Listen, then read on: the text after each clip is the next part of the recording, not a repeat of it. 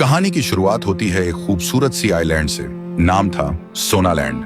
जितना प्यारा नाम उतनी ही चमक थी उस जगह में। यहाँ के पेड़ों से जैसे सोना टपकता हो और हवा भी सोने की खुशबू से महकती हो। और इस सपनों के सोनालैंड में रहता था राइस्टार। राइस्टार को सोने से इतना प्यार था कि उसने सोना नाम की लड़की से ही शादी कर ली और राइस्टार अपनी बीवी से बेपनाह मोहब्बत करता था। दोनों राजा और रानी जैसे जी रहे थे। सोना उसकी जिंदगी थी और सोनालैंड उसकी मोहब्बत का जहान। एक दिन दोनों टीवी देख रहे होते हैं, तभी राइस्टार की वाइफ के फोन पे मम्मी का कॉल आता है और बोलता है, बेटा जल्दी आजा, मेरी तबीयत बहुत खराब है, कहीं ऐसा ना हो कि तू मुझे जिंदा ना देख पाए। वाइफ घबरा जाती है और बोलती है, राइस्टार प्लीज मुझे एयरपोर्ट छोड़ो, अभी मम्मी के पास जाना पड़ेगा। राइस्टार बोलता है, चलो, और दोनों निकल जाते हैं। और एयरपोर्ट पहुंचते ही राइस्टार अपनी वाइफ से बोलता है, अच्छे से जाना, मैं सोनालैंड को अकेला नहीं छोड़ सकता। उनकी वाइफ बोलती है, ठीक है, लेकिन तुम भी अपना ख्याल रखना, मैं जल्दी वापस आ जाऊंगी। सब कुछ सही चल रहा था, लेकिन किस्मत को तो कुछ और ही मंजूर था। उधर दुनिया का दूसरा सबसे अमीर आदमी, नाम था वाइट 444, लेकिन वो अमीर बना था लोगों के खून से।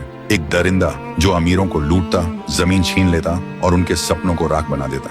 और अब उसका अगला निशाना था सोनालैंड का सोना। तभी उसका एक आदमी आके बोलता है, बॉस, राइस्टार आइलैंड पे नहीं है। वाइट 444 के चेहरे पे शैतानी स्माइल आती है। तब तो ये सोनालैंड अब मेरा बनेगा।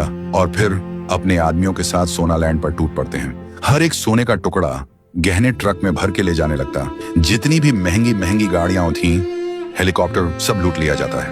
राइस्टार बीवी को एयरपोर्ट छोड़ने के बाद घर लौट चुका होता है। उसे भनक भी नहीं लगी थी कि सोनालैंड खाली लैंड हो चुका था। वो टीवी ऑन करता है और सामने आती है ब्रेकिंग न्यूज, प्लेन क्रैश, सभी लोग एक ही झटके में राख हो गए, कोई जिंदा नहीं। राइस्टार का दिल एक सेकंड में छलक जाता है और वो सीधा क्रैश साइट की तरफ भागता है।